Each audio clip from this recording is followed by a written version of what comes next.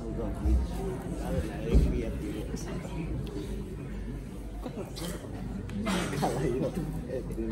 Seksual akan menjelaskan tentang homoseksual dilegalkan secara hukum atau dilarang secara hukum ditinjau. Grup yang membahas topik tentang. Oke, jadi kami dari grup homoseksual. Aduh, yang membahas. Oke. Bulan sampai jam 5. Jadi kami dari grup yang membahas topik homoseksual, yaitu homoseksual dilegalkan secara hukum atau dilarang secara hukum ditinjau dari etika Kristen. Jadi yang pertama-tama kita harus mengetahui terlebih dahulu apa sih homoseksual itu. Jadi di sini homoseksual berdasarkan KBBI adalah keadaan tertarik terhadap orang dari jenis kelamin yang sama. Sedangkan jika ditinjau lebih dalam lagi dari kajian pustaka secara psikologis, itu adalah ketertarikan seksual berupa disorientasi pasangan seksualnya, yaitu kecenderungan seseorang untuk melakukan perilaku seksual dengan sesama jenis. Dan jika ditinjau dari etika Kristen, homoseksual itu adalah perlakuan yang salah, dan tentunya hal tersebut adalah dosa. Karena Tuhan sendiri tidak pernah mengajarkan kita untuk menyayangi atau mengasihi sesama jenis kita dalam konteks yang salah. Dalam konteks yang salah itu adalah konteks yang kita menyayangi sesama jenis kita berdasarkan seperti adanya kasih yang lebih dalam konteks yang seksual, ada hubungan seksualnya. Sekarang kita bahas dari pandangan hukum. Pertama, Indonesia mempunyai dasar negara yaitu Pancasila, yang sila pertamanya berbunyi ketuhanan yang Maha Esa, yang berarti Indonesia mempercayai adanya Tuhan. Di Indonesia ada 6 agama yang diakui, yaitu Islam, Kristen, Katolik, Hindu, Buddha, dan Konghucu. Dan tidak ada agama diantaranya yang mendukung homoseksualitas. Hukum-hukum di seluruh Indonesia tentang homoseksual. Pertama, kita bisa melihat pandangan negara di Undang-Undang Dasar Nomor 1 Pasal 3. Pada asasnya, dalam suatu perkawinan, seorang pria hanya boleh mempunyai seorang istri, seorang wanita hanya boleh mempunyai seorang suami. Jadi jelas negara memandang. Jadi kalau misalnya ada kartu pernikahan yang laki-laki dengan laki-laki, jadi itu tidak sah. Dan kedua, ada pasal 292 KUHP. Pasal tersebut berbunyi bahwa orang dewasa yang melakukan perbuatan cabul dengan orang lain sesama jenis yang diduga belum dewasa bakal diancam pidana paling lama 5 tahun. Jadi konklusinya di Indonesia tidak ada hukum yang secara spesifik melarang hubungan homoseksualitas antara sesama jenis, contohnya pria dan wanita dengan wanita. Sekarang kami akan melihat dari pandangan secara ilmiah. Jadi kalau orang homoseksual itu, mereka itu there's a big chance that mereka ngomong mereka itu homoseksual itu karena itu sudah keturunan, karena mereka itu sudah they were born like this. Nah, tapi I'm going to talk about this more.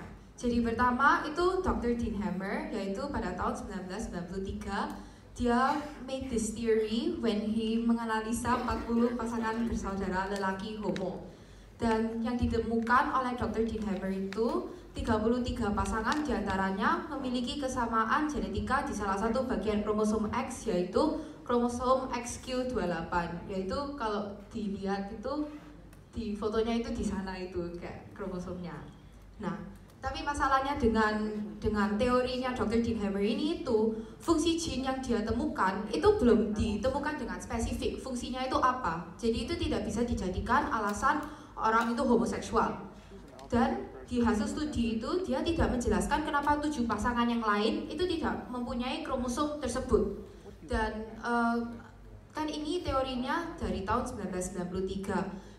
Sampai sekarang itu kalau misalnya ada saintis yang mau replikasikan this theory itu mereka nggak bisa, which makes this theory more invalid. Nah, terus yang kedua itu ada dari Brandon Sitch pada tahun 2019 dan dia melakukan survei, dan survei ini itu partisipannya itu sebesar 477.000 orang laki-laki dan perempuan yang homoseksual yang rata-rata umur 40. Dan konklusi studi ini itu tidak ditemukan satu bagian yang persis dari genetik manusia yang bertanggung jawab atas perilaku homoseksual atau lingkungan yang mempengaruhi homoseksualitas. Yang pertama adalah heterophobic sexual dysfunction. Itu adalah ketakutan terus-menerus dan tidak rasional atau juga kebencian terhadap lawan jenis. Dan paling penting etika Kristen, tapi karena request Mr. Andreas saya akan karena peraturan Mr. Andreas saya akan langsung summarize. Jadi intinya kita tidak bisa mengubah apa yang datang dengan biologis, karena biologis atau kognitif. Karena seorang anak cara mereka dibesarkan, how they live their life. But what we can do as a country yang kita bisa lakukan secara hukum adalah kita tidak melegalkan homoseksualitas, karena kita adalah negara yang dibangun atas undang-undang di mana Pancasila, sila pertama adalah ketuhanan yang Maha Esa. 6 agama di dalam negara ini semuanya mengatakan homoseksual adalah hal yang salah. Terima kasih. Kita mengkonfirmasi jadi statementnya tadi bahwa homoseksualitas itu tadi termasuk yang pendekatan biologisnya tadi memang tidak bisa disalahkan ya orangnya, atau memang pendekatan biologis itu sebenarnya tidak bermakna. Kalau boleh saya konfirmasi lagi, kok saya tangkap tadi seolah-olah berbeda dengan presentasi dari data-data penelitiannya. Coba mohon dikonfirmasi dulu, apakah kalian setuju dengan ada faktor biologis sebagai penyebab homoseksualitas? Ya, itu berdasarkan survei dan penelitiannya Brandon Sitch itu 8 hingga 25%. Tapi itu pun belum secara spesifik. Jadi tidak. Berarti tidak ya? Iya, berarti tidak. Artinya pendekatan secara biologis itu bukan merupakan kausa dari homoseksualitas gitu. Saya konfirmasi dulu. Iya, untuk sementara ini belum ada jawaban yang spesifik dari saintis dimanapun atau apapun kayak spesifiknya itu genetik apa dan whether they can prove it 100% or not. Jadi itu tidak bisa kayak tapi kalau misalnya kita mau membahas mengenai kalau misalnya itu kayak it affects or not, itu everything itu pasti affects, but to what extent it affects and how much it affects. Nah kan ini dari penelitiannya we already know that it's 8 until 25%, but it is not the maturity and it is still debatable whether it is valid or not. Oke, nah berarti saya ini kan ya coba tanyakan tentang epistemologinya. Jadi maksudnya TOG-nya ini kan tadi di quote Brandon Sitch sama Dean Hammer, ya kan? Dan di situ kalian juga menjelaskan alasan kenapa research ini tidak bisa diandalkan. Tetapi sebenarnya kalau kalian cek research tentang biological approach for sexual orientation ini tidak hanya 2. Brandon Sitch itu so far itu dia itu sudah mempunyai empirical evidence. Nah terus mereka habis bikin that theory or that study valid kan Mister. Nah terus kalau misalnya so far itu kayak yang kayak dari hasilnya Brandon Sitch itu yang terakhir itu 8 hingga 25% itu so far itu kayak belum ada kayak research yang lebih lanjut to see whether this is kayak benar-benar terbukti atau enggak, tapi itu kayak kayak that's the last kayak valid information gitu yang paling recent gitu Mister, kayak dibandingkan yang bertahun-tahun. Memang ada Mister banyak study tahun 2018 Ray Blankard dan sebagainya itu memang ada, tapi ini kita ngambilnya yang paling recent gitu biar kayak validity-nya dan sebagainya itu juga lebih bisa di. Oke, terima kasih. Mungkin saya mau bertanya seperti ini. Sebenarnya homoseksual itu buat Anda, konklusi Anda itu merupakan apa? Maksudnya ini termasuk masalah. Kenapa dianggap sebagai sebuah masalah? Selama tidak mengganggu Anda, that's okay kan? Ini orientasi seksual saya dan selama tidak mengganggu Anda, saya pikir that's still okay. Oke, jadi kan kita di Indonesia berdasarkan Pancasila yang pertama itu kan ketuhanan yang Maha Esa. Jadi kita balik lagi ke etika Kristen. Jadi homoseksual itu sebenarnya ya memang gak ngerugiin siapa-siapa, tapi dia itu udah secara nggak langsung dia ngerugiin dirinya dia sendiri dan juga ngerugiin orang lain, karena perlakuannya dia itu bisa menjadi batu sandungan buat orang lain. Ya, oke, berarti masalahnya berkembang ke yes. Atau jika boleh saya membuat suatu parabel yang lain ya, Mister. Maaf ini nyinggung topik yang lain, tapi masturbasi kan saya melakukan sendiri, kadang enggak saya nggak merugikan orang lain. Kenapa itu masih salah? Sama seperti homoseksual karena itu dosa. Di slide Anda itu ngomong hukum, belum ada hukum yang melarang homoseksualitas secara general. Yakin? Secara spesifik. Yakin? Soalnya di hukum RUU 292 KUHP itu hukum pidananya itu untuk anak di bawah umur. Iya, sekali lagi, yakin. Karena di undang-undang perkawinan jelas. Ya, kamu menyebut juga di undang-undang perkawinan laki-laki dan perempuan, tapi ya, tidak ada yang ada pidananya. Itu yang saya agak tergelitik. Kenapa undang-undang perkawinan yang menjadi kunci bahwa homoseksual itu dilarang nggak dimasukkan di slide? UU nomor 1 tahun 1974. Betul. Betul. Itu pasal 1 jelas bahwa perkawinan adalah antara laki-laki dan perempuan, pria dan wanita. Itu tolong dimasukkan satu ya. Yang kedua yang saya perlu garis bawahi, bahwa reasoning homoseksual itu dilegalkan karena untuk menekan penyebaran STD di luar negeri, karena orang yang tidak terikat perkawinan cenderung melakukan hubungan yang tidak monogami, sehingga mereka homo secara bebas. Ini kan bahaya. Makanya hukum di situ perlu berperan untuk mendaftarkan orang-orang yang secara orientasi seksual homo, untuk mengontrol ini. Sehingga kalau memang ini tidak boleh dilegalkan, terus solusinya dari mana lagi?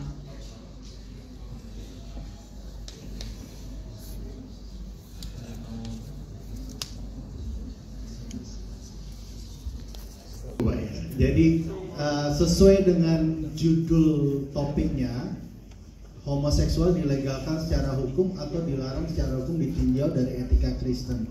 Tadi kalian menyetujui bahwa tidak dilegalkan. Sedikit supaya kubu Pak.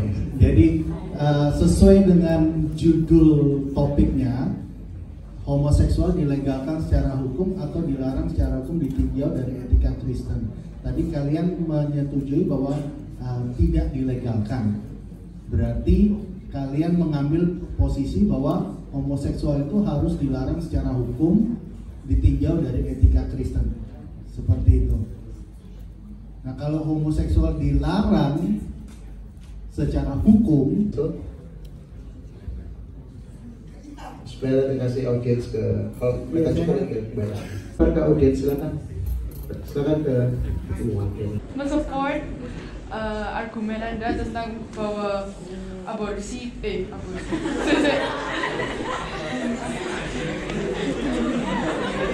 bahwa homoseksual itu benar-benar salah. Ayat Alkitab.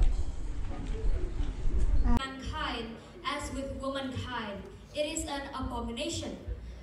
Diterjemahkan kepada bahasa Indonesia, maksudnya seorang laki-laki tidak boleh tanda kutip tidur dengan seorang laki-laki yang lain seperti laki-laki dengan perempuan. Ini sangat jelas mengatakan bahwa laki-laki dan perempuan itu seharusnya bersama, dan laki-laki dengan laki-laki bila mereka maupun tidur bersama hanya atau sampai menikah adalah suatu hal yang salah. Terima kasih. Silakan ke wakilnya. Karakter dan sifat-sifatnya berbeda-beda. Gimana kalau ada orang Kristen yang homoseksual atau LGBT ikut masuk gereja dan beribadah seperti yang dilakukan orang-orang normal lainnya? Apakah orang itu masih bisa dikonsider sebagai orang yang layak masuk gereja dan orang Kristen? Setiap orang yang di dalam gereja, maupun mereka pelayanan, maupun pastornya, maupun hanya jemaat, kita semua adalah manusia berdosa. Homoseksualitas adalah sebuah dosa, iya saya akui itu dosa.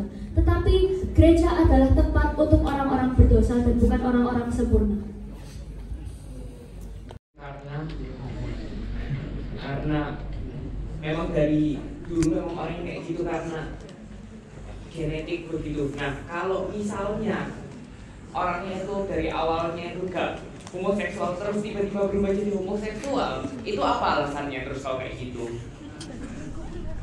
Kamu di dalam lingkungan yang kayak orang-orang homoseksual atau kayak gitu tuh pasti kamu bisa terpengaruh. Terus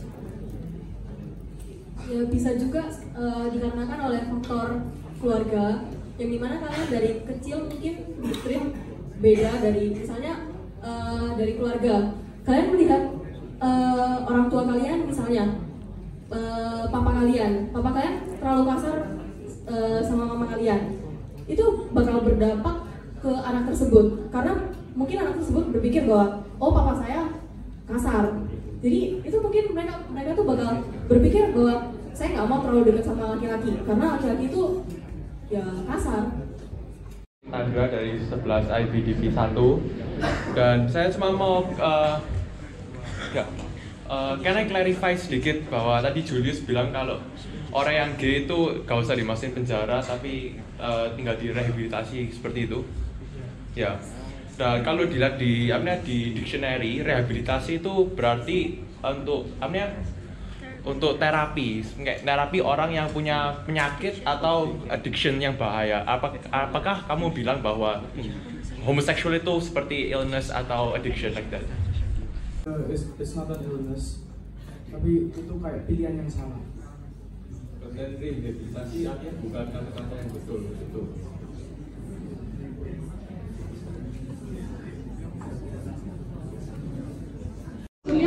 Lebih kayak melakukan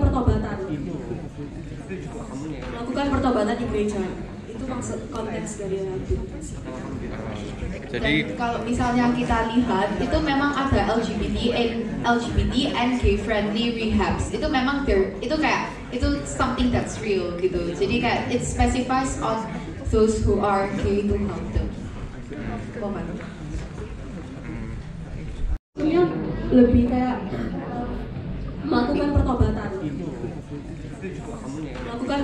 gereja, itu maksud konteks dari rehabilitasi. Kalau misalnya kita lihat itu memang ada LGBT and gay friendly rehabs, itu memang itu something that's real gitu. Jadi kayak it specifies on those who are gay to help them. Aneh tentang biseksual.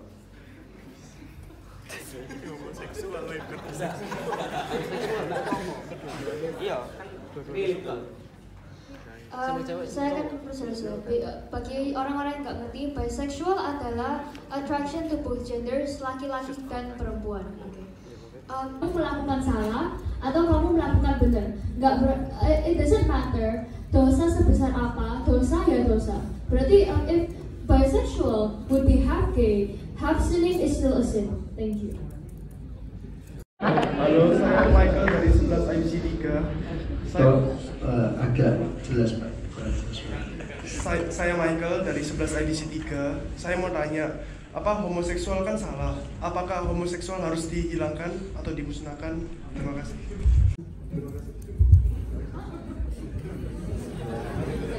Oke. Sekarang tak balik lagi. Apakah dosa itu juga harus dimusnahkan atau dihilangkan? Kan pertanyaannya dosa juga kan tidak bisa hilang dari manusia juga.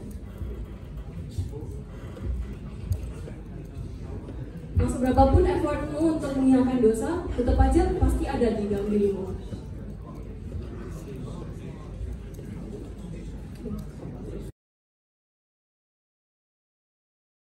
Sesuatu yang salah kan. Terus salah satu dari kalian mengatakan bahwa orang yang homoseksual itu harus dikirimkan untuk mengikuti rehabilitasi atau diberi bantuan dari gereja. Tetapi bukankah hal tersebut malah membuat orang homo tersebut tertekan daripada menyelesaikan masalah tersebut? Negara seperti Amerika dan lainnya yang bermayoritas Kristen dan melegalkan pernikahan sesama jenis. Kenapa di negara-negara seperti Eropa, Amerika ini ya, cuma nggak ditanggapi lagi ya, kok banyak problem. Begini, etika Kristen, ini standing point-nya dalam teologi dan etika Kristen. Etika Kristen tidak didirikan di atas pendapat orang Kristen. Ya, ada bedanya ya. Etika Kristen itu bukan didirikan di atas pendapat orang Kristen. Kedua, etika Kristen tidak didirikan di atas kelakuan orang Kristen yang lain. Tapi etika Kristen didirikan di atas kebenaran kita. Itu dua berbeda. Jadi jangan kaget kalau di suatu masa, suatu waktu ada sebuah gereja yang salah. Gitu. Kedua, gereja itu menerima orang berdosa. Seperti Yesus datang kepada orang berdosa, bahkan dia datang ke dunia untuk orang berdosa. Tapi tentunya lebih baik-baik. Yesus sahabat orang berdosa, iya. Tapi tidak semua orang berdosa mau menjadikan Yesus sebagai sahabatnya. Itu dua berbeda. Tolong ya, Yesus sahabat orang berdosa, yes. Tapi tidak semua orang berdosa itu mau jadi sahabat Yesus. Nah, Kristen harus menunjukkan wajah demikian dalam topik homoseksual. Betul, di Alkitab Yesus datang itu memang untuk menebus manusia. Oh, direkam gue. Gak sadar saya. Oke. Jadi kekristenan itu mengajarkan bahwa Yesus datang ke dunia, termasuk orang-orang homo semuanya.